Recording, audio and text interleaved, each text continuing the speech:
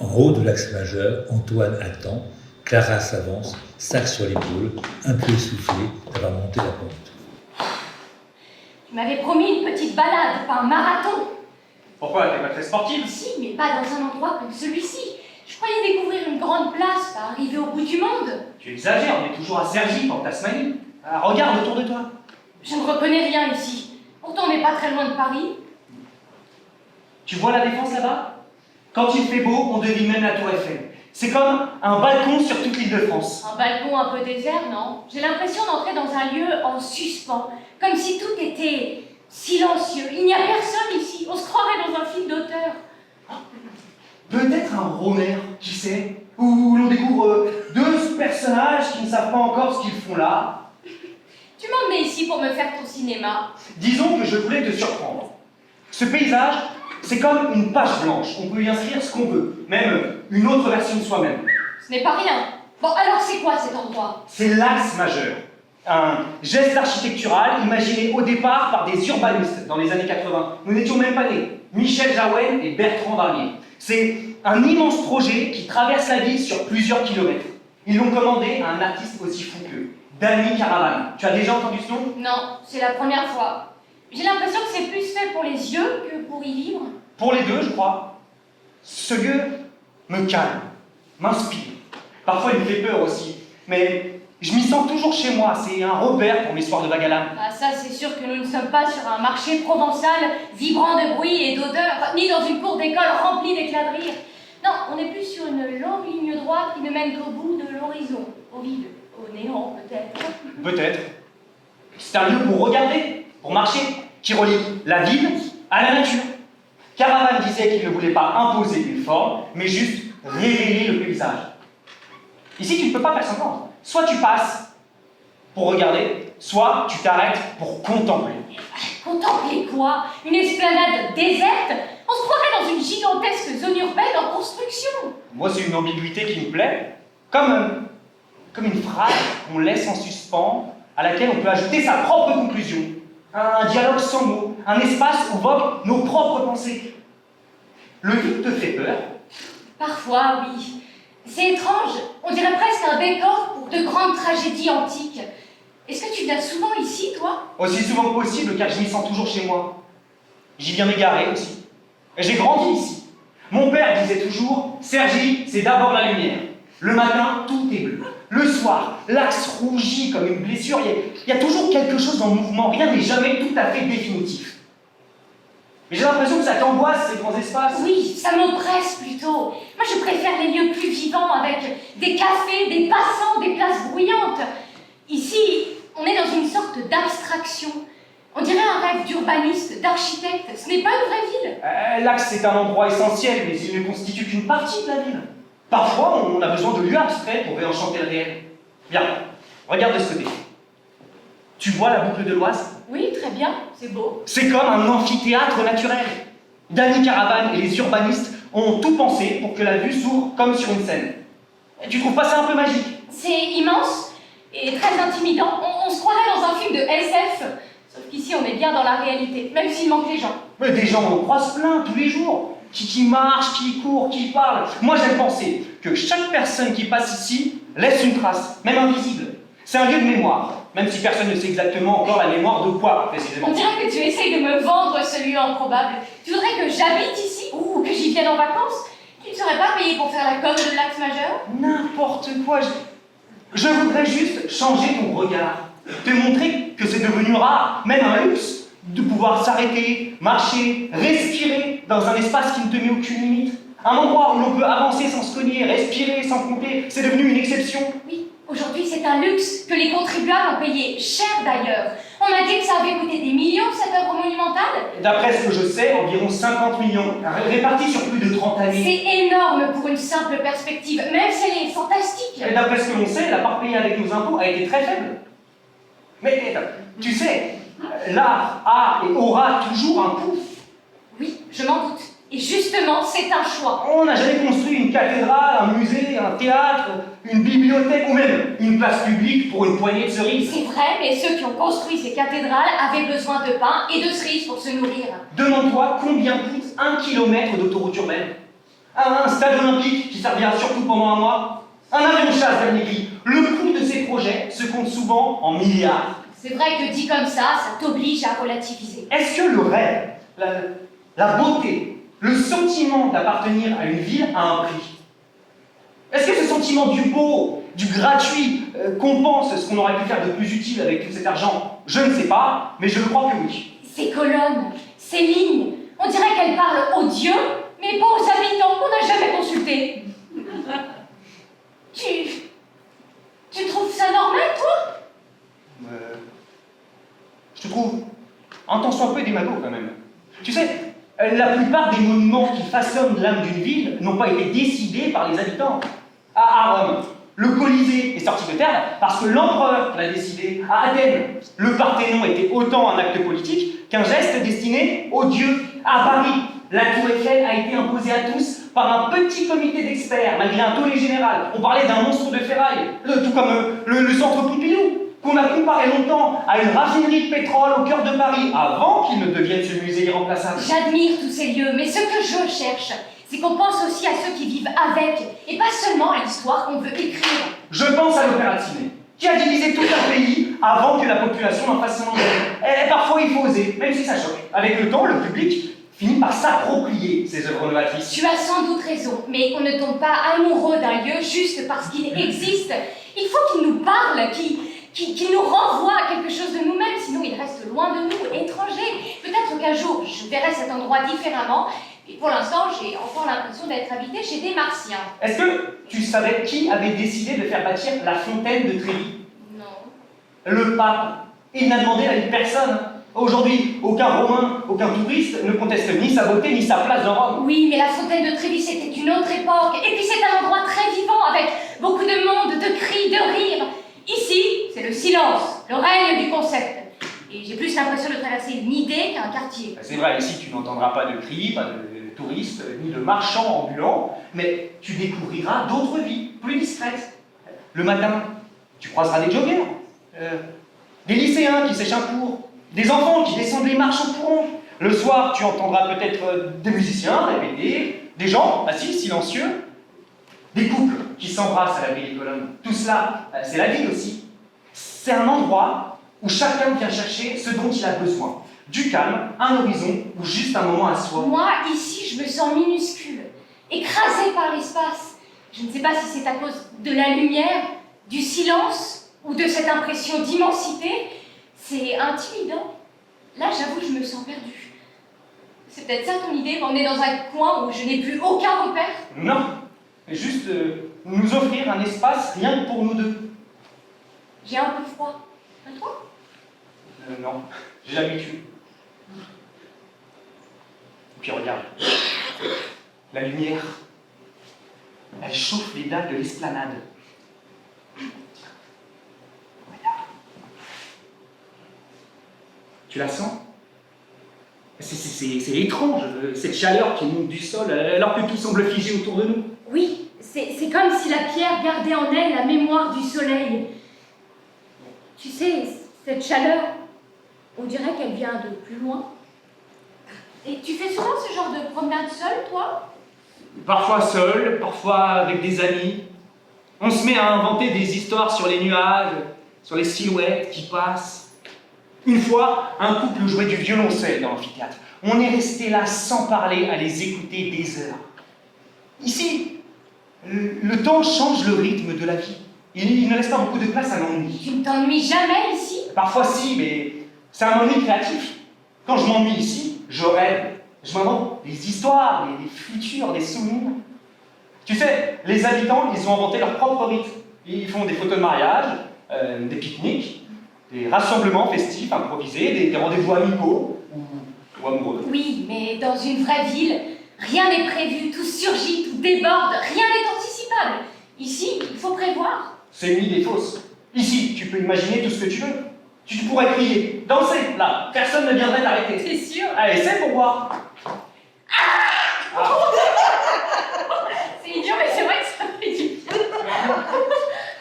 Je crois qu'on pourrait vivre ici. Tous les deux? Je sais pas. Moi, j'y vis déjà. C'est pas une banlieue, c'est un laboratoire où la ville s'invente tous les jours. Ici, sur l'Axe, on comprend tout de suite que rien n'est figé, que tout reste à inventer, à construire. En fait, tu parles un peu comme cette écrivaine célèbre qui vit ici depuis très longtemps. Elle dit: c'est comme si j'avais trouvé ma place dans cette ville nouvelle. La place où je me sens bien. Mon histoire se confond maintenant avec celle de Cergy et la richesse de cette ville. Oui, je trouve ça super. Elle parle aussi d'une ville sans mémoire ni histoire. Et c'est pour ça qu'elle ressent ici une vraie liberté. Et toi, comment tu te sens là? Je ne sais pas, un mélange d'angoisse et de fascination. J'admire l'audace de ce lieu, mais j'ai du mal à me projeter dedans. C'est trop grand, trop vide, trop neuf. Tu crois qu'on finit par s'habituer à ces grands espaces? On s'y habitue, mais on ne s'y résigne pas. C'est une ligne d'horizon, pas une ligne d'arrivée. Je n'aime pas les lignes droites. Je préfère les détours. Alors viens, on va faire des tours.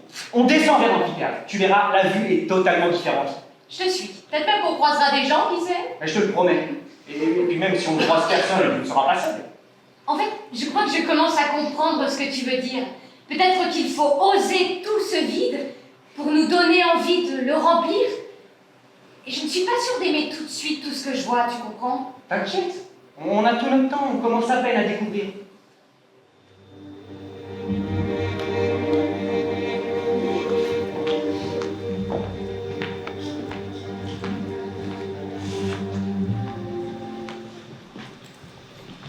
Amphithéâtre Gérard Philippe. Pierre blonde, gradin vide, herbe folle. Antoine et Clara descendent lentement les marches. Le vent souffle un peu plus fort ici. Ils s'installent sur un gradin, face à la scène vide. C'est étrange ce lieu. On dirait un théâtre pour les nuages. On est tout seul. Oui, c'est vrai qu'il y a rarement du monde. Parfois, des jeunes, viennent s'allonger là pour faire de la musique. Ou parfois, ce sont des enfants qui courent partout, mais souvent, c'est désert comme aujourd'hui. C'est beau, mais je ne sais pas. Il se dégage une certaine nostalgie, un sentiment d'être nulle part, comme dans certains quartiers de Berlin-Est, tu ne trouves pas? Je ne connais pas Berlin-Est, mais je sais que sans toi aujourd'hui, l'endroit serait sûrement plus mélancolique. Comme s'il hésitait entre passé et avenir. Je vois que tu as toujours envie de me séduire. Peut-être bien que oui. Mais tu sais, cet amphithéâtre n'est pas qu'un cadre vide. Il s'anime parfois avec des spectacles, des concerts, des paroles qui circulent. On cherche à ce qu'il respire comme une place vivante. On dirait plus une place publique imaginaire. Tu crois que ça crée vraiment du lien social, ce type d'endroit? Oui, je suis sûr que le lieu sera de plus en plus investi par les habitants. Pour certains, ce sera toujours une chance. Pour d'autres, ce sera toujours une absurdité hors de prix. C'est comme ça. C'est vrai que quand on est ici, ce qui me frappe, c'est qu'on marche sur et dans une œuvre d'art. C'est comme si on nous avait offert un énorme cadeau, sans qu'on ait rien demandé, on vit dedans. Et c'est justement ça sa force. C'est une œuvre d'art pour tous. On n'a pas besoin de prendre un ticket, de faire la queue, ni même de savoir de quoi il s'agit, ni de qui il s'agit. On fait partie de l'œuvre. Et tu passes devant en allant au travail, tu t'y promènes le dimanche. C'est l'art qui vient à toi, et non l'inverse. C'est le contraire d'un musée. Je n'avais jamais pensé à ça. Le contraire d'un musée, c'est ça qui te plaît, toi? Oui, un art sans guide, sans un médiateur pour t'expliquer ce que tu dois penser ou ressentir. Je crois que c'est quand même un peu facile, non? On est là, on se balade, on se dit qu'on a tout vu, tout compris, mais on n'a rien cherché. L'art, ça devrait être le fruit d'une démarche, d'un choix, d'une recherche, non? Oui, mais l'art ne doit pas être réservé à une élite qui voudra se payer une entrée au Louvre ou à Beaubourg. Le grand art, le vrai, il est là, gratuit, en plein air, il profite à tout le monde. Tu peux pas me dire que les gens qui viennent ici, qui se promènent, qui courent, ne sont pas touchés par la beauté de cet endroit, comme ils le sont par l'esplanade de la Défense ou par la Piazza del Campo à Sienne. Tous ces lieux montrent que l'art et la beauté ne sont pas réservés aux musées. Ils se vivent aussi au quotidien, dans les espaces publics ou des espaces de travail. Touchés, sans doute, mais est-ce qu'ils voient ces lieux vraiment comme des œuvres d'art? Ou est-ce que c'est juste pour eux un grand et beau décor? Le musée, il a le mérite de l'intention. Quand on y va, on sait ce qu'on y cherche. On entre dans un espace sacré, on s'attend à recevoir, à s'émerveiller. C'est un moment à part. Il y a un effort à faire, et cet effort est noble, l'effort de la connaissance, l'effort du discernement. Tu crois vraiment qu'il faut souffrir pour aimer? Pour moi, l'art ne doit pas être une contrainte, une épreuve. L'art, c'est d'abord une émotion, un ressenti. Et cette émotion, ici, elle est directe. Elle ne passe pas par la tête, mais par le cœur et par le corps. Tu la ressens avec tes pieds quand tu montes les marches, avec tes poumons quand tu prends ce grand bol d'air, avec tes yeux quand tu vois cette perspective. Parce que l'art, c'est la vie. L'art est dans la vie, je suis d'accord. Mais la vie n'est pas toujours dans l'art. Et ici, j'ai l'impression qu'on mélange un peu tout. Caravane a voulu créer une sorte de cathédrale utopique, mais où est le quotidien dans tout ça? Où sont les bus, les voitures, les gens qui râlent parce qu'il pleut? Mais Clara, les gens qui râlent, ils sont partout. Et ils râlent peut-être un peu moins ici, c'est tout. Et les bus, les voitures, elles sont au loin dans la perspective, elles font partie du tableau. Je ne sais plus qui a dit, la beauté, c'est peut-être de donner un sens au chaos. Peut-être Cocteau ou François Cheng. Je crois que je préfère l'art qui demande un effort. L'art qu'on veut découvrir, qu'on a désiré, pas celui qui nous est imposé ou servi sur un plateau. Et ici, j'ai l'impression qu'on regarde tout ça sans même réfléchir. Et j'ai toujours un peu de mal avec ce qui se donne sans effort. Mais il n'est pas toujours nécessaire d'acheter un billet ou d'avoir un guide pour être touché par le beau. Ça arrive parfois sans qu'on y prenne bien. Par exemple, sur la place du commerce, à Lisbonne, l'esplanade s'avance comme une terrasse immense bordée d'arcades jaunes et blanches. Les pas des touristes y résonnent et ils se mêlent à ceux des habitants qui la traversent simplement pour aller travailler. Et l'espace, à la fois sublime et familier, devient un théâtre sans mur offert à tous.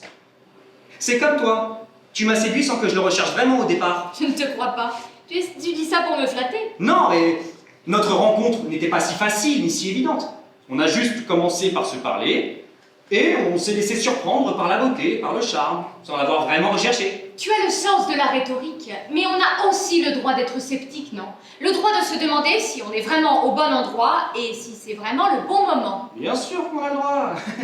Le scepticisme, c'est le début d'une conversation, c'est le début d'une histoire. Et pourtant, parfois, on a envie juste de laisser un vide qui invite à rêver, ou même à s'ennuyer. L'ennui, ça t'angoisse? L'ennui ne te dérange pas s'il est habité. L'ennui où il se passe quelque chose. Ici, j'ai l'impression d'être de trop, presque une intruse. Moi, je me sens toujours accueilli ici. Bon, peut-être parce que j'y viens depuis que je suis enfant. Peut-être aussi parce que j'aime ces lieux qui ne disent pas tout, qui laissent une place à l'imagination. Tu parles comme quelqu'un qui voudrait que tout recommence à partir de lui. Non, plutôt comme quelqu'un qui espère qu'on peut encore inventer quelque chose. T'as jamais eu envie de tout quitter, hein, le bruit, les applis, les écrans pour recommencer ailleurs. C'est un peu ça ici. Une tentative de rupture pour changer l'air. Changer l'air, peut-être. Mais regarde ces grandes lignes, ces colonnes. Ça impressionne, mais ça manque quand même d'arbres, de bancs, de gens, d'enfants, de vraie vie.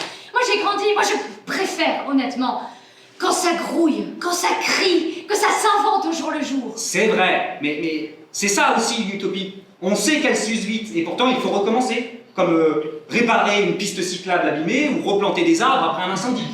Tu crois vraiment que ce lieu peut changer la vie des gens? Ou est-ce que ça leur donne juste l'illusion que la vie continue en oubliant tout le temps d'un instant? Non, peut-être pas changer totalement. Mais ça leur permet peut-être de voir leur vie différemment. Tu sais, moi, je préfère un lieu qui propose quelque chose, même d'imparfait, à un lieu qui n'offre aucune perspective. Je crois surtout qu'on a besoin de justice, de solidarité et de concret. On ne nourrit pas les enfants avec des gradins en pierre ou des colonnes de marbre. Mais ça nourrit leur imaginaire. Et c'est ça qui va les aider à faire face, peut-être. Moi, je me souviens, enfant, on venait ici pour le feu d'artifice. Toute la ville descendait, on s'asseyait sur les marches, on partageait des gâteaux, du cocasse. C'était simple, presque dérisoire. Mais je crois que c'est comme ça que cette ville est devenue la mienne. Ce qui me gêne, c'est qu'on ne demande jamais aux gens ce dont ils ont vraiment besoin. Ici, on a décidé à leur place ce qui les ferait rêver. Mais s'ils n'ont pas envie de rêver, s'ils préfèrent simplement la réalité... Je suis pas sûr qu'il faille leur demander pour tout. Si on posait la question à chaque fois, il n'y aurait jamais rien de nouveau. ils choisiraient toujours ceux qu'ils connaissent déjà, ceux qui les rassurent. L'art, la ville, la vie ont besoin de surprises. Parfois, il faut que quelque chose surgisse sans prévenir. C'est drôle, toi qui parlais de démocratie tout à l'heure, tu en as une curieuse définition. Ce n'est pas contradictoire. L'art échappe parfois à la loi de la majorité. C'est un geste, pas un bulletin de vote. La ville doit rester vivante, ouverte à l'inattendu, imprévisible. C'est ça qui m'inquiète. L'idée qu'une élite sache mieux que tout le monde, qu'elle impose, qu'elle décide et puis qu'elle dise « Regardez, c'est pour votre bien, pour votre équilibre, pour votre bonheur ». Et moi, je ressens surtout qu'on m'a donné un gigantesque terrain de jeu et une vraie liberté. Un endroit où je peux penser, marcher, m'ennuyer, inventer gratuitement. Oui, mais tout le monde ne peut pas se l'approprier, tu sais. Moi, j'ai grandi dans un quartier où l'espace public, c'était le bruit, la mixité, la folie, le désordre joyeux. Ici, c'est silencieux, presque sacré. J'ai peur de parler trop fort. Alors n'hésite pas, parle fort. Allez, vas-y, ose. Mesdames et messieurs, nous sommes ici sur l'axe majeur de Cergy-Pontoise. Ah non, c'est ridicule, je me sens idiote. Mais pas du tout, c'est ça, habiter un lieu et oser s'y entendre. Donne-moi ta main.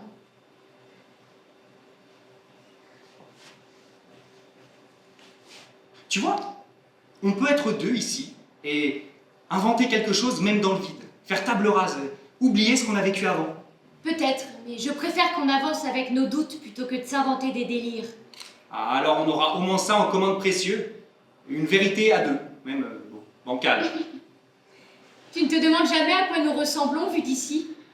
Moi, je vois deux silhouettes vides dans un théâtre en néant, comme deux héros d'un film muet. Oh, ça me plaît l'idée du film muet. Ça laisse plus de place à l'imaginaire. Puis parfois les mots rendent les choses compliquées, tu trouves pas? Sans doute, mais je préfère quand même parler, sinon j'ai l'impression de disparaître, c'est ça mon angoisse. Parle alors. Dis-moi ce que tu penses là tout de suite. Je voudrais comprendre pourquoi tu tiens tant à ce lieu.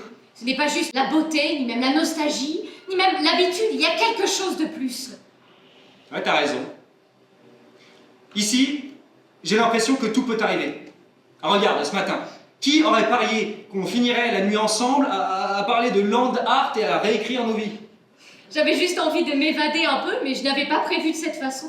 Bon, on peut faire les deux. Se disputer au départ, et puis s'apprivoiser ensuite. La contradiction, c'est la vie. Tu as beaucoup de certitudes, toi. Tu crois qu'on peut être différent, s'opposer et en même temps être proche. Bah, je crois que c'est comme ça que naissent les vraies histoires. Pas quand tout est carré, tout est évident, là, mais quand tout vacille un peu. Ce n'est pas très rassurant. C'est peut-être un risque qui vaut la peine. Tu as déjà aimé ici. Vraiment aimé, je veux dire. Je sais pas si c'était de l'amour ou juste une illusion. Aujourd'hui, ça semble fragile, mais j'ai l'impression que c'est là. Je ne sais pas si on est fait pour se comprendre. On le saura qu'en essayant. Même si c'est un échec, ici, ça laissera une belle trace. Tu as une façon de voir la vie qui me déstabilise. Tu essayes de mettre de la poésie dans tout, même dans les pierres. Et toi, tu mets du rationnel, de la raison dans chaque moment. C'est pour ça que je voulais te montrer cet endroit. Il ne s'explique pas, il se vit. On s'habitue jamais au vide. Mais parfois, on l'apprivoise à deux. Tu veux vraiment apprivoiser le vide avec moi? Oui. Même si ce n'est qu'une illusion, au moins elle portera nos noms. On se retrouve dans un roman de gare. Deux personnes qui s'opposent et qui finissent par tomber amoureuses l'une de l'autre. C'est nul, c'est un super cliché, non? Mais pourtant, on est en train de l'écrire. C'est ça le théâtre. On joue des histoires déjà vues 1000 fois, et parfois elles deviennent réalité et on les vit pour de bon. Alors, jouons. Mais promets-moi de ne pas t'effacer derrière un rôle. Reste toi-même. Promis. Et toi, promets-moi de ne pas toujours vouloir tout ramener à la raison. Laisse un peu de place à l'imprévu. C'est donc ça que tu voudrais, moins d'explications, plus de surprises? Oui, j'aimerais que tu sois parfois comme le hasard. Imprévisible, indocile, prête à ouvrir des chemins qu'on n'avait pas prévus. D'accord. À une condition. Je veux bien me perdre un peu, mais pas de tomber dans un gouffre. Il me faut un sol sous mes pas. Il commence à faire froid. C'est quoi la suite de la visite? C'est l'île astronomique. Là-bas, on dit que le temps s'arrête. Le temps ou juste le passé? On verra. Allez, en route, ma révoltée. En route, mon poète contrarié.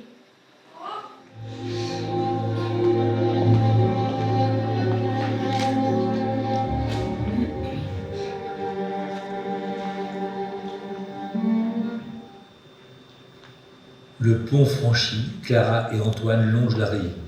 puis s'engage sur l'île astronomique. C'est étrange cet endroit. Ni vraiment un monument, ni vraiment un jardin. Tu dis que c'est une île astronomique, c'est quoi? Ce sont des dalles qui marquent les saisons, les solstices, les équinoxes. Caravane voulait relier la ville au ciel. Rien que ça. Il paraît qu'à certains moments de l'année, la lumière tombe pile au centre. Un temple laïque en quelque sorte. On marche sur des symboles sans vraiment savoir ce que c'est, et pourtant on s'arrête, on regarde. C'est ça la magie. Tu ne comprends pas tout, mais le lieu t'attrape quand même. Ici comme ailleurs, il a voulu relier le temps et l'espace, les hommes et le paysage. Donc il a toujours gardé ce même principe partout? Oui, mais différemment. En Israël, il a créé l'axe de la paix, un cercle d'oliviers et de pierres dressées, un lieu de méditation né au cœur d'un conflit. Avec ce qu'il s'y passe aujourd'hui, il doit se retourner dans sa tombe. Son rêve est devenu un cauchemar. Mais justement, ces œuvres nous disent qu'il faut toujours se battre pour la paix, à tout moment. Et ici, à Cergy, quel était son pari? Répondre à un certain anonymat de la vie nouvelle. L'art, pour lui, ce n'était pas imposer une réponse, mais ouvrir plusieurs horizons. Des chemins nouveaux? Oui, comme à Nuremberg, avec le chemin des droits de l'homme. Là encore, des colonnes dressées pour rappeler les droits universels, inscrire une utopie au cœur de la vie quotidienne. Donc l'axe majeur de Cergy, c'est une utopie? Oui, une utopie, parce que l'axe majeur incarne une tentative de réconciliation entre nature et culture, entre ville et paysage, entre passé et avenir. En fait, je crois que je commence de plus en plus à aimer ce lieu. On a l'impression d'être au bord de nulle part et en même temps au milieu d'un univers. Ici, tu peux mettre ta vie entre parenthèses, ne serait-ce que quelques heures. Pourquoi? Tu as besoin d'oublier? Certaines choses, oui, mais je ne veux pas tout oublier. Mon grand-père venait voir le chantier à ses débuts. Il me parlait de la boue, du bruit, de ce pari fou de construire une ville de A à Z. Pour lui, c'était une vraie aventure. Moi, c'était l'inverse. Ma famille n'a jamais bougé du même quartier, de la même maison. Tout était tous les jours pareil. Ici, tout change tout le temps. Ça donne le vertige. L'axe majeur propose une vision du monde. Et c'est ça qui me plaît. Il sert à rien, et pourtant il relie tout. La ville, la rivière, les gens, et même nos pas. Parce qu'on ne l'a pas construit pour vivre ou pour travailler, mais pour nous dire qu'un jour, l'art pourrait faire vivre la ville. C'est drôle.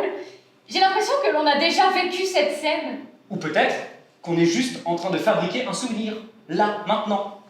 J'ai toujours préféré rester dans les marges. Et pourtant, ce matin, tu es là avec moi. Tu veux toujours avoir raison. Non, j'essaie juste de te comprendre. Me comprendre, pas m'aimer. Peut-être les deux. Tu entends ce silence? C'est comme si la ville s'était mise sur pause. C'est l'effet de l'île, de ce lieu hors du temps. J'aimerais rester là, sans contrainte, totalement libre. Alors on reste ici. Oui. Et promets-moi de ne pas t'envoler au loin. Promis. De toute façon, je n'irai pas très haut, j'ai toujours eu le vertige.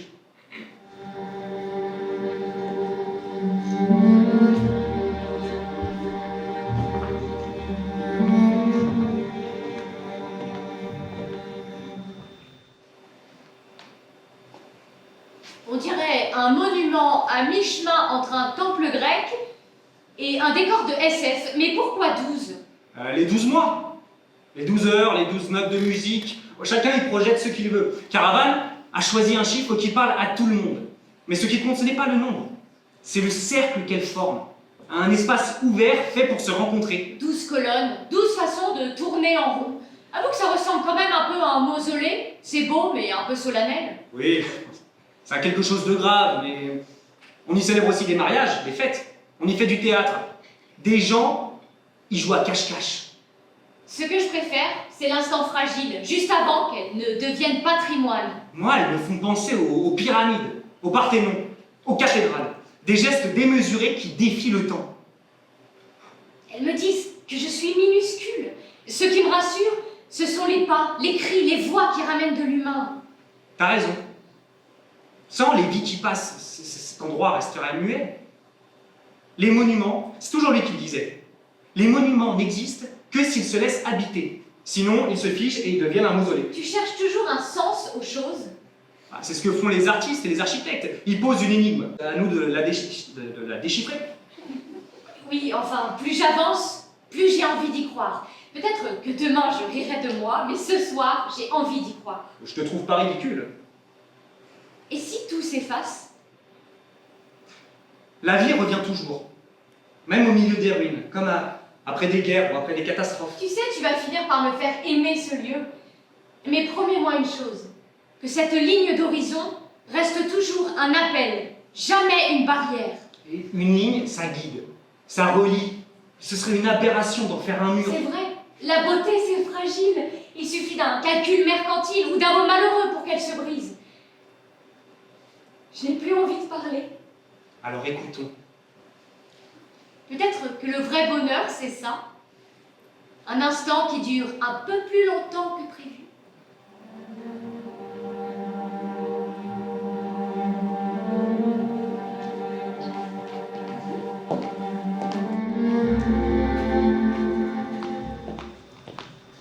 La passerelle et les jardins Pierre Mendès France. Clara et Antoine s'engagent sur la passerelle qui traverse l'Oise. Le métal résonne sous leurs pas. L'eau noire et calme reflète les lumières de la ville lointaine. Clara regarde la rivière, penchée contre la rambarde. La première fois que je suis venu ici, j'avais peur de tomber. Je croyais que le pont allait se mettre à trembler, que j'allais finir à la flotte. Tu as peur parfois? Pas souvent. Seulement quand tout bouge autour de moi. Comme si chaque pas pouvait me faire basculer dans un monde qui n'est pas le mien. Moi, c'est justement ça que j'aime ici. Le brassage. Les gens viennent de partout. Tu croises un étudiant, un gamin qui sort de classe, un ouvrier qui rentre du boulot, une femme qui promène son chien. C'est des vies qui ne se ressemblent pas et pourtant, l'espace d'un instant, tout le monde partage le même paysage. Pour moi, une ville, c'est ça. Oui, et en même temps, tout ce mélange me donne parfois le vertige. Tous ces endroits différents, toutes ces langues qui s'entrecroisent, tous ces visages qu'on croise sans vraiment connaître. Être ensemble, au même endroit, regarder la même chose, mais est-ce qu'on se voit vraiment? Parfois j'ai l'impression que chacun reste enfermé dans sa bulle et que le paysage autour n'est plus qu'un décor. Quand j'étais gamin, je croyais que la passerelle était un pont magique, que ma vie allait se transformer juste en la traversant. Cette passerelle ne relie pas seulement deux rives, mais peut-être deux façons de regarder le monde. On quitte un endroit sans encore être arrivé de l'autre côté. On marche dans le vide sans vraiment tomber. On croit traverser un lieu, en fait c'est lui qui nous traverse. On n'entend plus que l'eau et nos pas, c'est presque rassurant. Comme si la nuit effaçait le reste. On croit que tout s'arrête, mais c'est là que tout commence. Moi, j'aime marcher ici quand il fait noir. Sentir la ville derrière moi et le silence devant. Tu n'as jamais pensé à fuir loin, de tout quitter, disparaître, changer de vie? Pas en changer totalement, mais la partager avec quelqu'un que j'aime.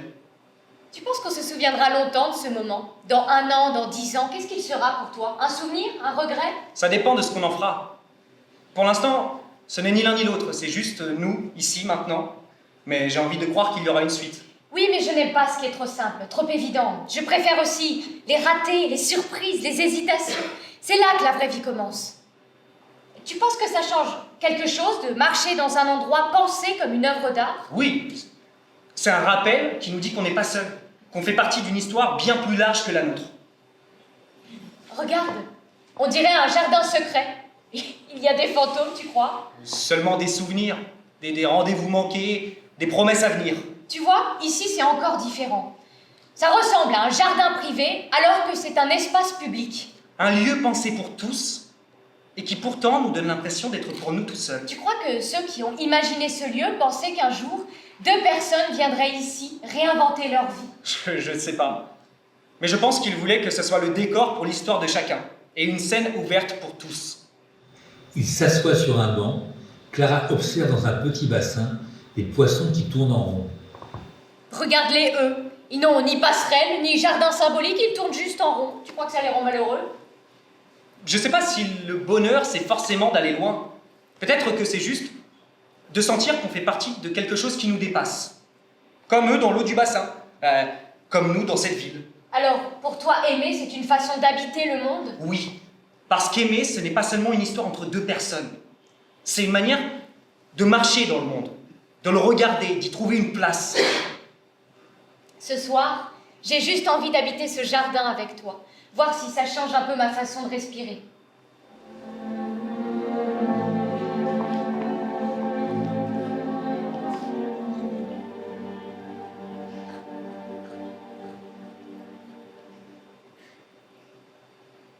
Le matin, j'ai toujours l'impression que le paysage respire. Oui, moi aussi je ressens cela souvent. Mais d'abord, c'est une odeur d'herbe mouillée, et puis soudain, c'est une odeur de fioul ou de pesticides, comme si la terre s'étouffait. Oui, j'aime quand l'air redevient léger. Tu penses qu'on aurait vécu la même nuit ailleurs? Sans doute un peu, mais chaque lieu a sa propre mémoire. J'aime bien les un peu. Moi aussi. C'est toujours par un peu que naît ce qui compte. Regarde les poissons. Ils tournent en rond, comme moi quand je scrolle sur mon portable. Je crois voyager, mais je reste sur place. Ce n'est pas ma tête qui décide, mais mes doigts. Au Japon, des gens demandent à des IA de leur inventer des souvenirs. C'est pour ça, quand ils trouvent des souvenirs, quand ils trouvent les leurs pas assez beaux. C'est pathétique, et en même temps tellement humain. Ouais, mais c'est pour ça qu'il faut garder tout ce qui a un souffle, tout ce qui échappe aux machines, et préserver ce merveilleux endroit hors du temps. Antoine, les saisons se brouillent, les repères s'effacent, et on étouffe, et les rivières débordent. Peut-être, mais... Regarde, ce matin, on dirait que l'air a repris des couleurs. Et pourtant, l'eau qu'on boit porte encore les traces de la ville. On finira avec des morceaux d'immeubles dans les Viennes. On deviendra alors moitié ville, moitié rivière. Je croyais que ce serait trop grand, trop froid. Et puis non. Ce qui me touche, c'est que chacun trouve sa place. C'est vrai. Sans les vies qui passent ici, cet endroit resterait muet. C'est nous qui l'habitons, qui lui donnons un souffle. Mais dehors, la nature recule toujours et les écrans, eux, continuent d'avancer sans bruit. Il faudra toujours lever les yeux vers l'horizon. C'est ça qui me rassure. Sentir que ce paysage continuera à nous parler, même quand on n'y pensera pas. Moi, je sais que je ne me lasserai jamais de ton visage. Et aucun écran ne pourra me le voler. Marcher, s'arrêter, repartir. C'est déjà une belle façon de résister, non? C'est peut-être la promesse de rester toujours debout. Tu sais, je me suis toujours demandé si un endroit comme celui-ci, je pouvais m'y sentir chez moi. Tiens, tu vois, même les oiseaux hésitent. Ils ne savent pas toujours où aller. Alors laissons-les partir où ils veulent. Nous, on prendra les détours, les raccourcis, tu veux bien?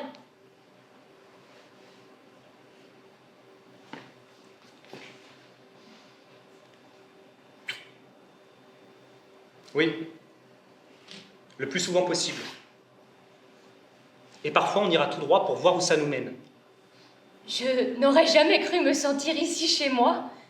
Et pourtant, j'ai l'impression de reconnaître un endroit familier. C'est parce que tu y mets quelque chose de toi et que le lieu te le rend bien. Qu'est-ce que tu veux dire? Ce qui frappe la plupart des gens ici, c'est que la ville et la nature ne s'effacent pas l'une l'autre. Elles cohabitent en harmonie. C'est étrange, dès qu'il sonne, j'ai peur de rater quelque chose, et dès que je regarde, c'est moi-même que je perds. On pourrait peut-être oublier le portable, ne serait-ce que quelques heures. On fera semblant d'être introuvable. Tu te rends compte qu'il faut que je regarde un chiffre sur mon écran pour savoir si j'ai bien dormi? Et moi, je guette ce petit éclat de rire que tu veux cacher. Tiens. J'aimerais que nos enfants, si un jour il y en a, sachent reconnaître les vents, les pluies, les saisons qui passent. Et qu'ils sachent faire la différence entre un vrai souvenir et une vidéo qu'ils ont regardée le matin. Oui, je voudrais qu'ils apprennent à s'ennuyer sans croire que le monde est en panne. Moi, ce que j'aime aussi, c'est que la ville et la nature, la ville et les arbres ne s'annulent pas. Oui, ils cohabitent, comme si l'axe avait été tracé pour ça, garder ensemble ce qui ailleurs s'opposerait. Chaque pas qu'on fait ici, c'est déjà une manière de l'habiter. Habiter, j'aime ce mot, il me fait me sentir légère mais entière. Légère pour avancer, entière pour tenir debout. Je sais à présent que pour nous, l'horizon ne se fermera jamais tout à fait. Et ce n'est pas qu'ils filment qui me gêne, c'est de penser qu'ils ne verront peut-être plus cet endroit qu'à travers leur écran, sans jamais revenir le voir en vrai. Alors, il faudra bien veiller sur lui. Parce que tôt ou tard, les rapaces de l'immobilier ou les démagogues en tout genre voudront le réduire à un projet, à un chiffre, à une promesse électorale. Cette nuit, dans un monde qui s'asphyxie chaque jour un peu plus, l'Axe nous a portés, nous a guidés et nous a mis devant nous-mêmes. Il nous a rapprochés, comme si l'art avait tracé une voie pour que nos vies se croisent et se répondent. Alors, aimer, c'est peut-être simplement marcher dans un espace qui nous dépasse et qui nous reconnaît. consentir à y revenir, comme on reprend un livre qui semble toujours nous dire autre chose, ou comme une mélodie qui s'installe et persiste sans qu'on sache jamais pourquoi elle nous obsède tant. Je crois que tant qu'il y aura cette ligne d'horizon, ce fil tendu entre la ville et la nature, entre la mémoire et l'avenir, il nous restera toujours un chemin pour nous retrouver.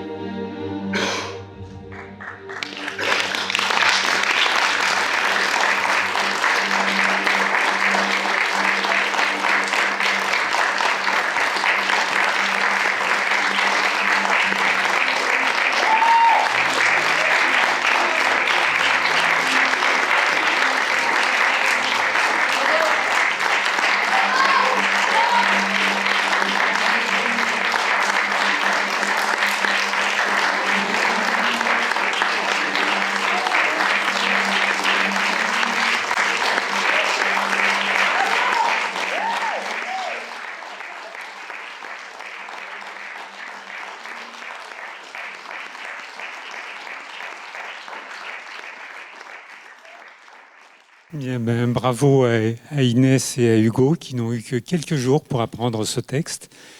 Merci à Joël aussi, qui n'a eu que quelques jours de répétition. Merci à la régie, merci au conservatoire, merci à tous ceux qui ont participé à cette aventure.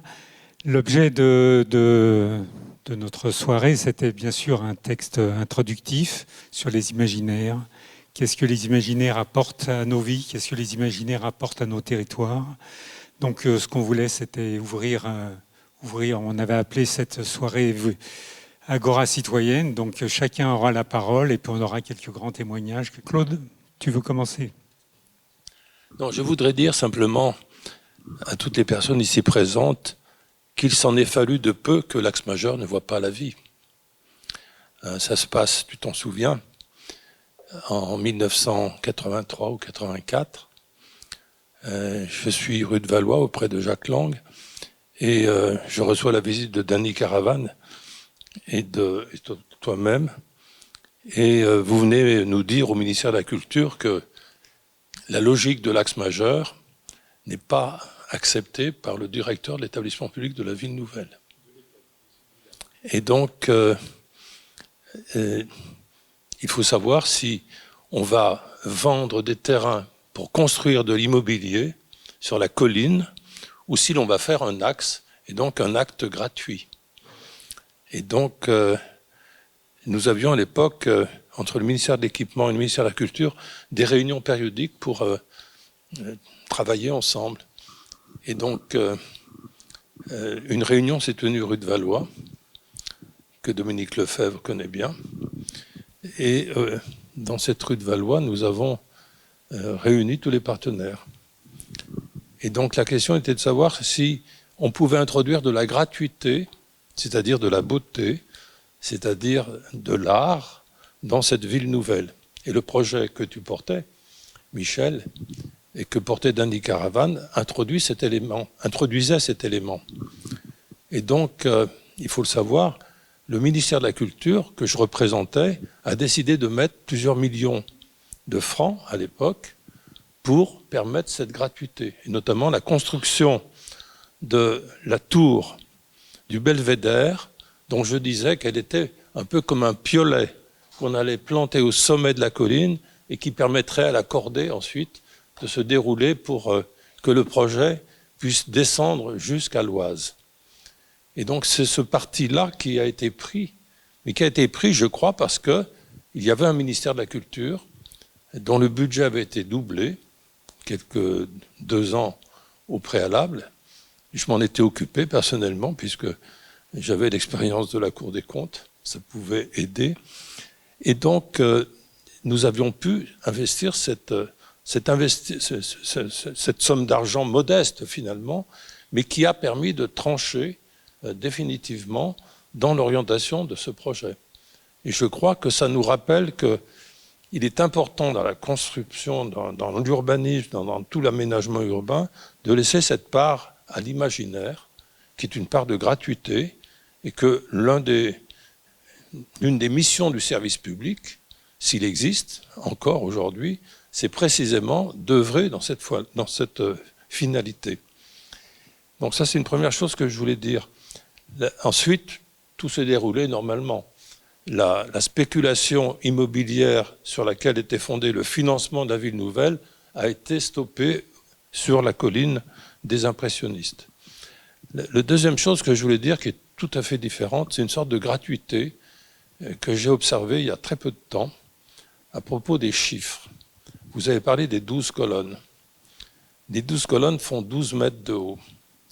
Le chiffre 12 était très présent chez Danny Caravan, qui invoquait la Kabbale. Il se trouve qu'au moment où se faisait l'axe majeur, venait d'être construit au sud de l'agglomération parisienne,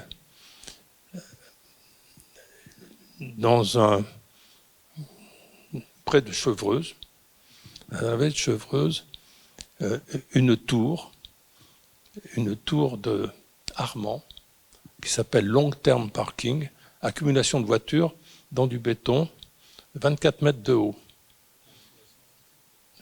Non, c'était Jean Hamon, à titre particulier, qui avait fait construire cette tour de 24 mètres de haut, par hasard, parce que Armand avait dit 24 mètres. Bon. Et la Fondation Cartier est venue ensuite, en 83, au moment où, au nord de Paris, on décidait de faire la tour du Belvédère, 36 mètres. Et en 1983, Jacques Lang et moi, nous allons rendre visite à Jean Dubuffet, qui voulait construire la tour aux figures. Nous allons dans son atelier, il ne sait pas qu'il a encore 1 an à vivre, il vient de gagner un procès contre Renault. Et là, on se trouve encore devant un problème de financement. Le patron de Renault, qui avait passé commande à Dubuffet du salon d'été, avait donc investi dans un projet de 1800 mètres carrés, qui était un salon réservé pour les salariés, et qui était une œuvre de Dubuffet. Et le successeur du patron qui avait passé cette commande décide d'interrompre le projet. Dubuffet fait un procès, l'artiste fait le procès. En cassation, il obtient gain de cause. Il obtient 1 million de réparation et il refuse le million. J'étais à l'époque membre de son conseil d'administration et il décide de reprendre le projet d'une manière ou d'une autre. C'est à ce moment-là qu'on le rejoint et il nous dit, voilà, j'aimerais qu'on construise la tour aux figures. On essaye toutes sortes de lieux, je passe là-dessus. Et finalement, elle arrive à Issy-les-Moulineaux, dans l'île d'Issy-les-Moulineaux. Et cette tour fait 24 mètres. Qu'est-ce qui se passe? Quand même, vous me direz qu'à cette époque-là, 3 monuments d'art contemporain dans la région Île-de-France sont construits, qui sont tous de multiples du 12. Et donc, il y a plusieurs raisons à cela. Il y a le fait que, au fond, on décide de donner à l'art contemporain, à l'expression d'artistes, une taille visible. Et je crois que cette visibilité de l'art qui s'inscrit à Cergy-Pontoise est très forte et qu'elle elle rebondit en quelque sorte sur le sud de Paris avec la tour aux figures qui se trouve également en bordure d'un fleuve, en bordure de la Seine, dans l'île Saint-Germain. Et là aussi, on a une île. Et donc, je terminerai là-dessus. Au fond, la poésie la plus grande dont personne n'a parlé ce soir, jusqu'à présent en tous les cas, enfin je ne l'ai pas entendu, c'est le lieu le plus secret de l'axe majeur. C'est l'entrée dans la pyramide. Je ne sais pas si ici, vous êtes nombreux à avoir bénéficié de cette navigation en bateau, petit bateau, permettant d'entrer dans la pyramide, qui est peinte en bleu, un bleu délavé, mais qui ajoute à la poésie. Cette pyramide, qui est une grotte, est appuyée sur des fondations en béton qui permettent à la lumière de passer sous l'eau et de l'illuminer. Et Dani disait, c'est la Grotta Azzurra. La Grotta Azzurra de Capri, évidemment.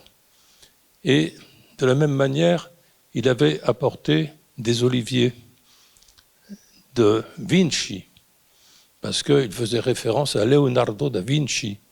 Et donc de la colline de Vinci, il avait rapporté un olivier pour l'implanter sur l'axe majeur. Donc il inscrivait l'axe majeur non seulement dans une ville nouvelle, mais également dans l'histoire de l'art. Il lui donnait des racines. Un olivier a des racines. Une pyramide ancrée au-dessus de l'eau a des racines. Et donc tout cela donne de la mémoire à la ville. Tout cela lui donne de la gratuité. Tout cela lui donne de la valeur. On dit l'axe majeur. Mais l'axe majeur, c'est un italianisme. Parce que Dani, qui avait vécu à Florence, disait l'asso maggiore, l'axe majeur. Ça veut dire le grand axe en réalité. On utilise cette mauvaise traduction de l'axe majeur et donc je suggère aux responsables un jour ou l'autre de reprendre l'expression française, le grand axe ou l'immense axe. Parce que axe majeur est un mot un peu, je dirais, inadapté. Il n'est pas majeur, il n'est pas mineur, il l'est. Merci Claude. Pour continuer sur le chiffre 12, à l'époque où tout ça se réalisait, il y avait 12 communes à Cergy-Pontoise. 12 communes, c'est-à-dire réunions, et les réunions des communes en presque une entité. Et peut-être pour compléter le propos de Claude, effectivement, probablement très peu de personnes dans cette salle ont eu l'occasion d'aller sous les pyramides, parce qu'il faut y aller en bateau. Peut-être à organiser, mais enfin, en tout cas, c'est vrai que c'est un lieu absolument magique quand on est un lieu sonore, un lieu lumineux. On est quelques-uns à avoir pu y pénétrer, mais il y a aussi un imaginaire absolument invraisemblable quand on est dans cette pyramide. Peut-être pour revenir, je ne me suis pas présenté, hein, je suis Michel Jaouen, mais je vous présente également Bertrand Varnier qui est là, qui est très très modestement présent. Je dois dire à tous les présents que si le site de Cergy-Pontoise est ce qu'il est aujourd'hui, et si le paysage de Cergy-Pontoise est préservé, et si on a voulu faire cet axe majeur, dont il faut peut-être effectivement changer le nom, c'était offrir la vue sur ce grand paysage. C'est ce qui nous a en permanence guidés. Et si cela existe à Cergy-Pontoise, c'est grâce à Bertrand Varnier qui est là et qu'on peut saluer. Je voudrais simplement reprendre 2 mots de ce qui a été dit. À plusieurs fois, il est dit comprendre. 2 ou 3 fois, pas plus. Et puis, d'autre part, il est dit ça ne sert à rien. Effectivement, ça ne sert à rien. Et c'était bien ce qui était effectivement porté par Michel et moi, qui à l'époque essayons de faire en sorte que l'axe majeur existe, c'est-à-dire le fait de pouvoir en parler à ceux qui pouvaient décider. Et il nous disait, ça ne sert à rien, il vaudrait bien mieux faire 200 mètres d'assainissement et au moins on ne dépenserait pas d'argent. Et effectivement, la beauté, ça ne sert à rien. Mais ça sert quand même à ce que l'axe majeur ait pu être réalisé.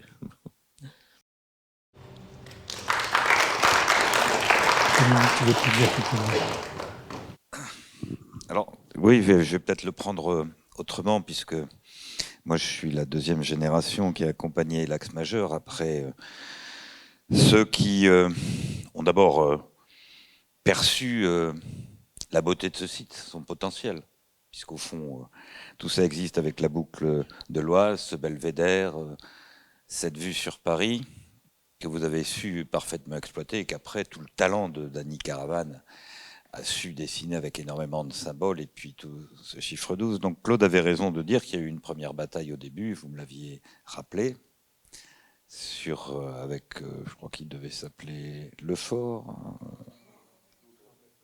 Bref, moi j'arrive en 1995, donc à la demande d'Isabelle Massin. C'est vrai qu'on visite la ville, et quand on visite la ville, on va dans les quartiers historiques, les premiers quartiers de la ville nouvelle, ce qu'on appelait Cergy-Sud, les Touleuses. Bon, on passe déjà à la Croix-Petit, qui est quand même un autre problème. On arrive sur Saint-Christophe, 94, qui est un quartier qui a pas 15 ans, et qui est déjà en grande difficulté sociale. Et effectivement, on passe au milieu sur l'axe majeur, il apparaît spontanément comme un espace de respiration.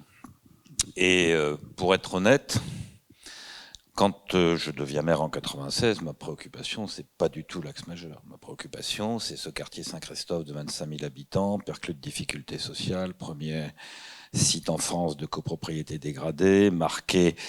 Bon, c'est un quartier avec 50% de logements sociaux, 40% d'accession sociale, développé dans les années 80, qui étaient les années de regroupement familial, et qui donne à la tonalité ce quartier. Et à l'époque, on parle plus, avec Caroline de Saint-Pierre, du marché Saint-Christophe, du quartier Saint-Christophe, dont on sait que pourquoi il s'appelait Saint-Christophe, mais ça n'avait rien à voir avec la réalité de quartier. Donc on est dans un quartier qui est un enjeu essentiel à ce moment-là, pour l'avenir non seulement de Cergy, mais de tout Cergy, qui est quand même une ville qu'il faut aussi faire vivre sur 7 km de long, avec 4 ou 5 quartiers très différents, et dans une agglomération qui, à l'époque, Michel, ne comptait que 11 communes, puisque Boisemont a dû rentrer à la fin des années 2000 pour être 12, et est terminé à 13 après.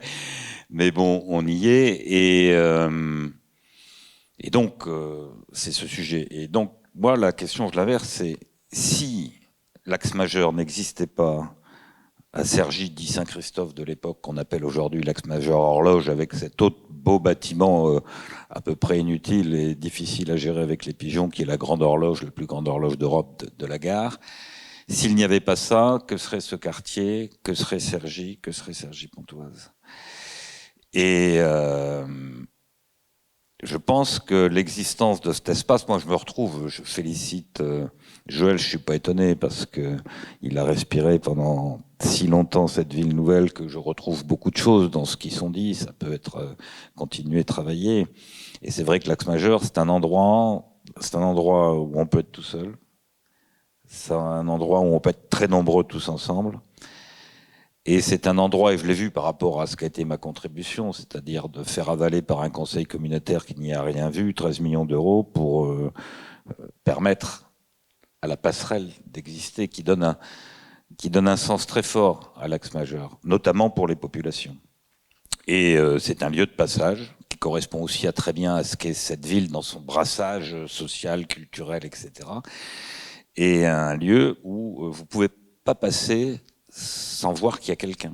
Passer à n'importe quelle heure, n'importe quel jour, il y a toujours du monde sur l'axe majeur. Et donc ça renvoie, pour moi, au fond, ce qu'est la fonction de ces lieux qui ont leurs caractéristiques architecturales, artistiques, paysagères, mais la fonction dans une société qui vit et qui se développe. Et moi, je crois que s'il n'y avait pas eu l'axe majeur à Saint-Christophe, malgré tous les efforts qu'on a fait de réhabilitation, de machin, de trucs, d'équilibre social, ce quartier vivrait pas de la même manière. Et une des choses, je crois, à dire, c'est que après ces espaces qui sont pleins de potentiel, il faut les faire vivre. Alors on les a fait vivre avec toute une série de manifestations qui, elles aussi, renvoient à l'imaginaire. Et moi, l'expérience de maire, c'est que bon, on fait des choses qui essaient de fédérer les gens, qui essaient de dire quelque chose aux gens. On le fait pour ceux qui y viennent, mais on se rend compte que ça fonctionne aussi pour ceux qui n'y viennent jamais. Je pense qu'il y a des tas de gens à Cergy-Pontoise qui se sentent bien à Cergy-Pontoise parce qu'il y a l'axe majeur et qui n'y viennent jamais. comme il y a des tas de jeunes qui se sentent bien à Cergy, parce que pendant 10 ans, grâce à cet espace que vous avez fait, notamment avec cette opération sans conteste, faite dans des conditions y compris douloureuses après les émeutes de 2007, on a fait en sorte que la jeunesse soit reconnue dans cette ville, ce qu'elle n'était pas à l'époque, avec toutes les excuses que je dois peut-être 95 et la scène nationale de l'époque, mais enfin quand on regardait l'offre culturelle à l'époque, c'était pas ça sans contexte. On a pu le faire sur l'Axe Majeur parce qu'il y avait l'Axe Majeur, et s'il n'avait pas eu cet espace-là vide qui ne sert à rien, on n'aurait pas pu le faire. Ou c'était, puisque ça a été rappelé, des grands moments dans l'Axe Majeur. C'était aussi le feu d'artifice de début d'année, maintenant déplacé au début de l'été. Mais ça a été aussi des grands rassemblements, très symboliques. Le concert avec Daniel Barenboim en 89. Et c'est vrai que, et je vais en terminer rapidement maintenant, mais dans le monde où on vit, être dans un quartier mixé, non seulement socialement, mais ethniquement, de manière très forte, où probablement la première composante de ce quartier, elle est musulmane ou d'origine musulmane, être dans un espace qui a été fait par un artiste israélien, un militant de la paix, avec un concert comme Daniel Barenboim, ça dit des choses. Et on a besoin d'avoir... on fait des tas de choses, matérialisme, mais on a besoin de ces symboles. Et puis, je terminerai parce qu'on parle beaucoup de l'imaginaire et des symboles, mais enfin, l'Axe Majeur, c'est pas qu'un symbole. Je vais vous dire quand même, en 2 mots, pourquoi et comment on a non pas achevé l'Axe Majeur, puisque contrairement à ce que raconte Joël, on ne peut pas accéder à l'île astronomique, pas plus que à la caverne de la pyramide.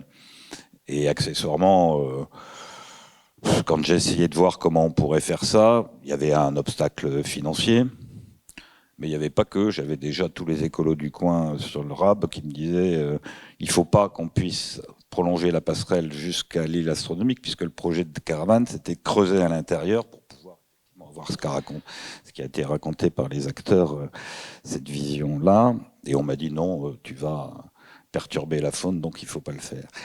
Mais moi, je l'ai fait. Bon, d'abord, il y avait toute l'insistance de Dany Caravane, il y avait le militantisme de l'association des Amis de l'Axe Majeur, puisque ça s'arrêtait, au fond, ça s'était arrêté avec la plantation de l'olivier par François Mitterrand en 89 dans les jardins des droits de l'homme Pierre Mendès France.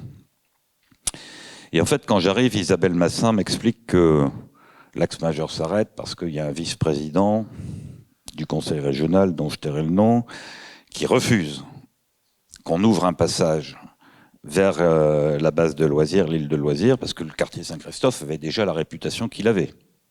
Hein ? Bon, et donc on continue la discussion. Quand on démarre la fermeture de l'EPA au début des années 2000, j'obtiens qu'une première bout de passerelle soit faite juste au-dessus de l'Oise avec des échafaudages en contrepartie du rachat par l'agglomération de la maison Gérard Philippe, puisque ça coûtait quand même à l'époque quelques millions. Et après, alors j'avoue que j'ai du mal à réaliser que j'ai réussi à faire voter par un conseil communautaire qui représente les 13 communes, mais dont tous les élus ne considèrent pas forcément l'Axe Majeur comme une propriété commune. Donc on dit c'est à Cergy, pourquoi faire ? On a quand même mis 13 millions d'euros pour faire cette passerelle, y compris en laissant la liberté à l'artiste, parce qu'un vieil ami qui était Gabriel Lenné a fait un flanc au conseil communautaire en me disant c'est politique, cette passerelle ne doit pas être rouge, alors qu'on se demande si la passerelle n'était pas rouge, comment ça serait ? Aujourd'hui, c'est très bien que ce soit rouge. Et donc on a fait cette prolongation, et moi je l'ai faite notamment parce que je ne pouvais pas accepter et comprendre que tout ça se bloque parce que des élus me disaient qu'une partie de la population de Cergy qu'on connaissait, donc c'était les jeunes, les noirs, les arabes, les pauvres, c'est pour faire court, devait pour aller à l'île de loisirs faire la moitié du tour de l'agglomération et passer de l'autre côté. Et donc on a fait ça avec évidemment les réticences de l'époque, les interrogations, est-ce que ça allait être un lieu de passage, est-ce que les mobylettes allaient passer, enfin on a fait des tonnes. Mais tout ça pour dire qu'il y a ceux qui parlent de l'imaginaire, etc. Il faut aussi regarder ce que fonctionnellement ça veut dire. Fonctionnellement, l'Axe Majeur, ça veut dire qu'aujourd'hui, les habitants du plus grand quartier populaire de Cergy ont un libre accès à un des plus beaux espaces naturels de la ville, ils peuvent y aller librement, et qu'on voulait à un moment leur interdire. Alors je dis honnêtement, bon, l'axe majeur est une beauté, j'aime bien Danny Caravan, mais moi à l'époque, ce qui m'a motivé, c'est de dire non, il faut que l'axe majeur existe pour contrer ça. Et le dernier point, c'est que à Saint-Christophe, ce qu'on appelait le quartier Saint-Christophe, grâce aussi aux urbanistes, aux architectes de l'époque, dans un quartier difficile, on a de la mixité sociale. Donc à un moment, la mixité sociale, c'est quand tu arrives à garder les classes moyennes supérieures. Et donc à un moment, dans des quartiers comme ça, si tu veux les garder, c'est une offre éducative, une offre culturelle, une offre d'espace, etc. Et donc il faut avoir ça en tête. Et je pense que l'axe majeur, il a une fonction sociale extrêmement forte, au-delà de ce qu'on peut y faire et du fait qu'à la fin, c'est un peu comme le parc François Mitterrand, qui est aussi une grande idée des urbanistes de la ville nouvelle. Enfin, que serait le centre-préfecture et Sadal s'il n'y avait pas le parc à côté.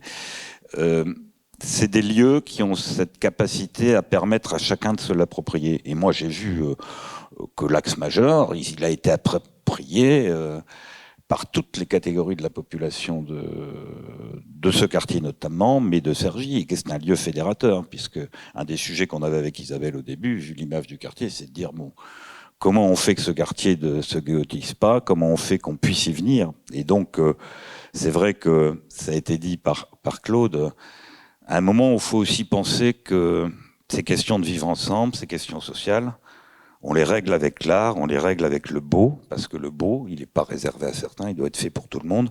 Et peut-être une des plus grandes fiertés de l'axe majeur, c'est que c'est implanté au cœur d'un grand quartier populaire. Alors je ne sais pas si au début des années 80, Michel Lehouen, Bertrand Varnier et d'autres imaginaient ce que serait l'évolution sociale de quartier. Je ne crois pas que c'était pas du tout ça.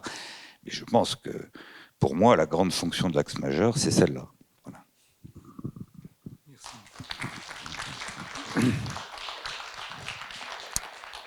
Effectivement, c'est un lieu, ce que j'aime à dire, c'est effectivement au cœur d'un quartier populaire, mais le sommet du luxe mondial, il y a deux ou 3 ans, est venu tourner son grand défilé qui a été diffusé à des millions de fois sur YouTube et autres, qui a valu des dizaines d'articles dans la presse de mode du monde.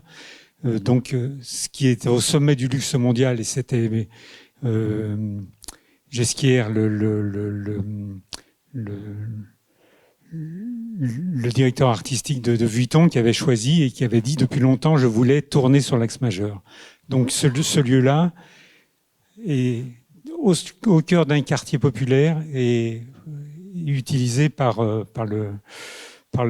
luxe. Alors, quelques autres exemples. Là, Michel Calvino, qui est dans la salle, là, qui est secrétaire de l'association, est en contact avec Vogue International, qui veut, dans les jours et les semaines à venir, venir faire des shootings sur l'axe majeur. Vogue International. Récemment, Omar Sy, vous allez le voir, pour ceux qui suivent Lupin, vous allez le voir dans ce qui sera diffusé sur Netflix en février prochain, je crois. Omar Sy a découvert l'axe majeur et envoyé une scène de Lupin qui est tournée sur l'axe majeur.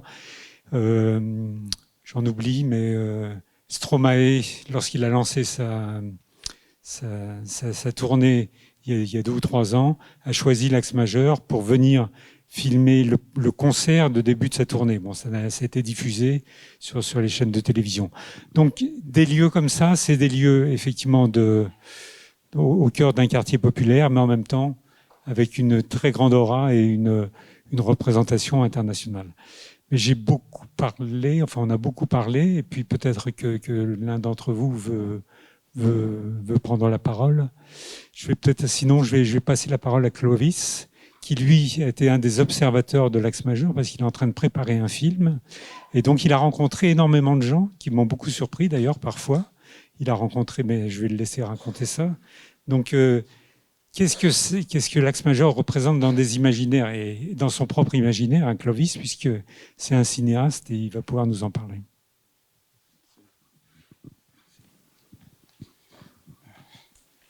Oui. Ben, nous sommes très, très heureux avec Claude et ma famille de pouvoir travailler sur un film assez ambitieux sur l'axe majeur. pour essayer de surtout parler du phénomène de l'imaginaire et de la création avant tout, quoi. Donc, Danny Caravan était, comme il l'a fait très bien avec ses 12 passages, un vrai passeur de la création. Et ça, c'est important. Comme on a eu la chance de travailler avec pas mal d'artistes, puisqu'on a travaillé pour la Fondation MAG pendant plusieurs années, on s'est approché évidemment de créateurs importants. Et je crois que ce passage-là, ces 12 stations, c'est absolument fascinant parce que ça devient un univers complètement cosmique, c'est-à-dire qui est au-delà même de l'imaginaire et de la création. Et cette mixte entre la nature et l'individu et puis la vision imaginaire, et tout ça, c'est indissociable. C'est ce qui nous intéresse, c'est de rendre compte en fait de la création et du passage d'abord d'un lieu magique qui est cette nature qui est absolument fascinée d'Andy Caravan. Quand il est arrivé sur le site, il y a eu un coup de cœur, et ce coup de cœur, il s'est produit après vraiment dans l'axe majeur, si vous voulez. Donc il y a un effet miroir qui est assez fascinant pour nous, qu'on a pu constater avec toutes sortes de créateurs, des créateurs très connus, très talentueux, avec une philosophie derrière très importante, et puis aussi des autodidactes, des gens qui sont capables des fois, comme le Facteur Cheval ou d'autres, qu'on a beaucoup approchés, de créer une œuvre qui après est complètement réassimilée par le public, par les visiteurs et tout ça, et c'est une sorte d'un don de soi qui arrive à se communiquer. Et ça, on peut essayer par l'image, par le film, de le faire sentir.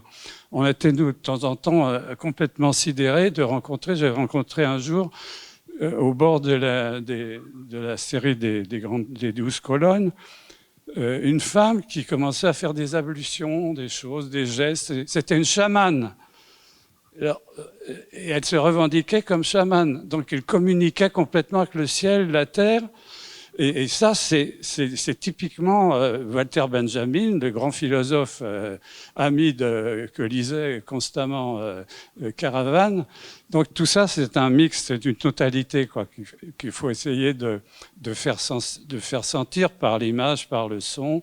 Donc nous on a décidé de faire un projet assez ambitieux en tournant sur les 12 saisons, c'est-à-dire pour faire sentir la métamorphose de la nature, et les gens sont en métamorphose aussi quand ils pratiquent ces lieux, et ça on peut arriver avec le son, les images, et puis à la présence de l'eau qui est absolument magique, quoi. Ce phénomène du tourbillon qui est la clé même de la création, et le grand thème de Caravan qu'il a repris après, et puis qu'il a piqué à Walter Benjamin. Enfin, je veux dire, toutes ces choses-là, l'eau magique, là, le ciel, tous ces éléments-là, pour nous, au niveau un peu homme, auteur, s'intéressant à l'image et à l'imaginaire, et tout ça, c'est du mental, quoi. Il ne faut pas l'obliger, c'est pas uniquement esthétique. Donc, il y a une espèce de projection des gens qu'on s'aperçoit finalement d'une manière quelquefois même excentrique, et puis même quelquefois secrète, parce qu'il y a des gens aussi qui restent très silencieux, c'est bien, c'est pas qu'un exhibitionnisme. Et bon, c'est ça qu'il faut essayer de rendre sensible dans ce projet de film. On est très content de pouvoir travailler là-dessus. Ça fait déjà presque 2 ans qu'on fait des repérages assez réguliers. Et l'autre jour, on a vu par exemple une famille qui venait du Vietnam, qui venait visiter, mais ils avaient des paniers. Mais ils ont dit, mais qu'est-ce que vous venez? Mais nous, on vient chercher des légumes sauvages. Il y en a partout. Et ils ont cueilli des légumes et des tas d'éléments végétaux comme ça, ils étaient très contents. Puis il y avait en même temps les cerisiers qui étaient en pleine production. Tous les gamins ont monté dans les cerisiers. C'est ce rapport-là avec la nature, avec les gens, qui est assez fascinant à montrer, quoi, pour nous. Et puis bon, l'eau avec l'Oise et ses bassins, ce reflet de la Passerelle rouge, là, il y a des images à faire très fascinantes. On va utiliser des caméras travailler sous l'eau, puis faire apparaître des choses dans la pastelle rouge. Ça, c'est absolument magique. Tant qu'il y a une possibilité, je sais pas, on est très content de pouvoir faire ce film et qu'on espère achever. Voilà, merci beaucoup.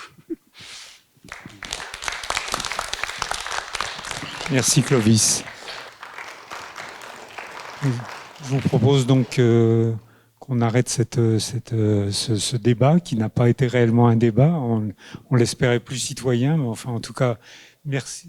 Il y a une chose que je voulais dire, pour reprendre sur Clovis, ce qu'il disait, c'est qu'un jour on était là, on prenait des vues avec une caméra, puis on voit arriver deux filles et 2 garçons italiens. Alors on parle un peu avec eux, tu étais là. Oui, j'étais. On parle un peu avec eux et ils nous disent, on leur dit mais qu'est-ce que vous faites ici? Ah ben on est devant les 12 colonnes et nous préparons notre book. Nous sommes danseurs, nous sommes à Turin ou à Milan, je ne sais plus, et c'est le meilleur lieu pour présenter nos travails de danseurs. Donc vous imaginez des gens, des jeunes, ils avaient 20 ans, 25 ans, qui viennent, des Italiens, qui viennent voir l'Asso Maggiore, et